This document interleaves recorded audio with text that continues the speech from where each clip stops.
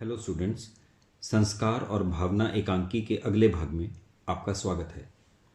कहानी में अभी तक आपने जाना कि अविनाश के विजातीय विवाह के कारण माँ उसे अपना नहीं पाती।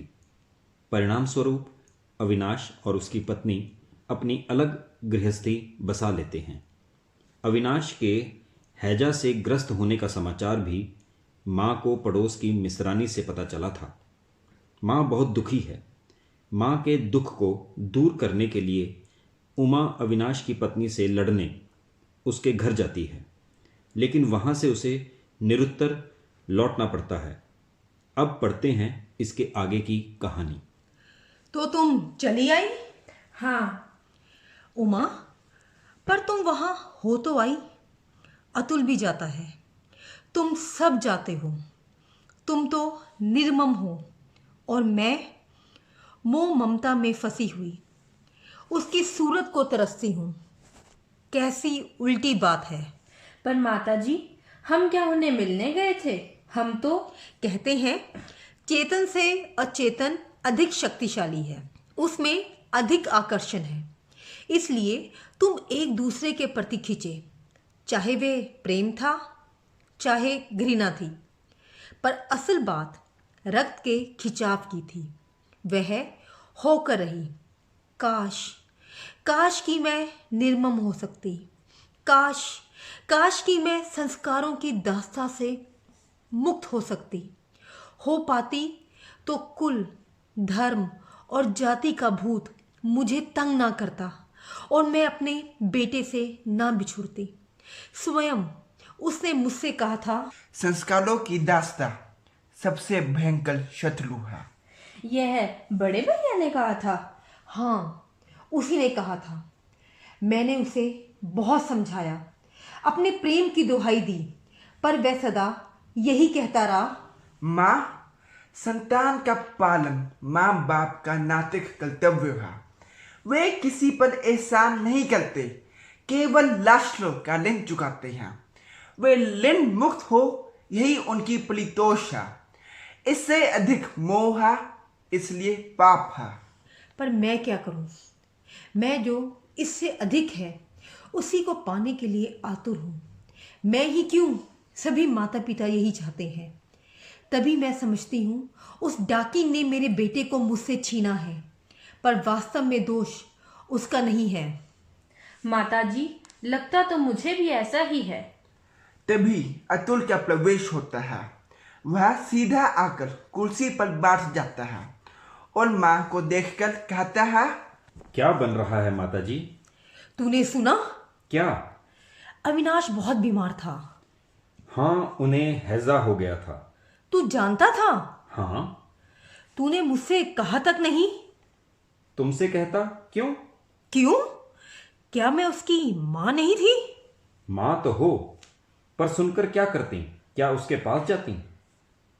मैं जानता था तुम वहां नहीं जा सकोगी, और जाने से भी क्या होता है। जब तक तुम उस नीची श्रेणी की विजातीय भाभी को घर नहीं ला सकती, तब तक प्रेम और ममता की दुहाई व्यर्थ है। तुम सब निर्मम हो, निर्मम। मैं निर्मम हूं? निर्मम ही नहीं, कायर भी। जिन संस्कारों में तुम पली हो, उन्हें तोड़ने की शक्ति तुम में नहीं है मां। लेकिन आप में तो है। आप तो वहां गए होंगे। मुझे वहां जाने के लिए कोई काम नहीं था, इसलिए नहीं गया। आप भी नहीं गए? तू भी नहीं गया? जाकर क्या करता? भाई के मरने का समाचार सुनकर भी आपका हृदय नहीं पसीजता? उमा, यदि तुम भाई साहब को जानती होती तो ऐसी बात नहीं कहती। मुझे तो क्या, वे मेरे डॉक्टर को भी अपने पास नहीं आने देते। लेकिन फिर भी आप उनके भाई थे। आपको देखकर उन्हें शांति मिलती। वे राम सिंह, पानी ले आओ। लाया साहब। देखो उमा, भाभी से बढ़कर भैया का और कोई नहीं है। यह कटु सत्य हमें स्वीकार करना ही चाहिए। इसलिए उनके होते हमें कुछ भी करने का अधिकार ना ही था और ना है। फिर बाहर का दरवाजा खुलता है। मिसलानी प्रवेश करती है। वह माँ को कुछ बताती है, जिसे सुनकर माँ और भी बेचैन हो उठती है और डगमगाते पालों के साथ अतुल के पास आती है। अतुल, तूने और भी सुना? क्या माँ? अब अविनाश अच्छा हुआ तो उसकी बहू बीमार पड़ गई। कहते हैं उसके बचने की कोई आशा नहीं है। हाँ, सुना तो है। क्या सुना है? यही कि भाभी मरणासन है। क्या? तो तुझे यह भी पता है? हाँ माता जी, मुझे पता है और यह भी पता है कि अपने प्राण खपाकर भाभी ने भैया को तो बचा लिया था, परंतु भैया के पास भाभी को बचाने के लिए प्राण नहीं है। अतुल, तो अविनाश की बहू मर जाएगी? सुना तो ऐसा ही है। आप क्या कह रहे हैं? आप वहां नहीं गए? नहीं नहीं, आप वहां जाइए। कोई लाभ नहीं होगा उमा। भैया में एक दोष है, वे जो कहते हैं करना जानते हैं। उनके पास पैसा नहीं है, परंतु उसके लिए वे किसी के आगे हाथ नहीं पसारेंगे। वे फौलाद के समान हैं जो टूट जाता है पर झुकता नहीं। लेकिन भाभी को कुछ हो गया तो? भाभी को कुछ हो गया तो क्या होगा? नहीं उमा, इससे आगे सोचने का अधिकार मुझे नहीं है। लेकिन मुझे तो है। अधिकार तो तुम्हें भी नहीं है माँ, पर तुम सोचो तो तुम्हें कोई रोक भी नहीं सकता। तो मैं सोचती हूँ, अविनाश की बहू को कुछ हो गया तो शायद अविनाश भी। माताजी, माताजी। हाँ बेटी, मैं उसे जानती हूँ। वह नहीं बचेगा, नहीं बचेगा। माताजी, आप क्या कह रही हैं? माँ, तुम इतना जानती हो? हाँ उमा, अतुल, मैं ठीक कह रही हूँ। वह नहीं बचेगा। उसे बचाने की शक्ति केवल मुझी में है, केवल मुझी में। माँ? अतुल, इसलिए मैं कहती हूँ तू एक बार मुझे उनके पास ले चल। वह निर्मम है, पर मैं माँ हूँ। मुझे निर्मम नहीं होना चाहिए। मैं उसके पास चलूँगी। माँ, तुम कितनी अच्छी हो। अभी चलो माँ, पर चलने से पहले एक बात सोच लो। यदि तुम उस नीच कुल की विजातीय भाभी को इस घर में नहीं ला सकी तो जाने से कुछ लाभ नहीं होगा। जानती हूँ अतुल, इसलिए तो जा रही हूँ। ऐसी बात है तो चलो माँ, अभी चलो।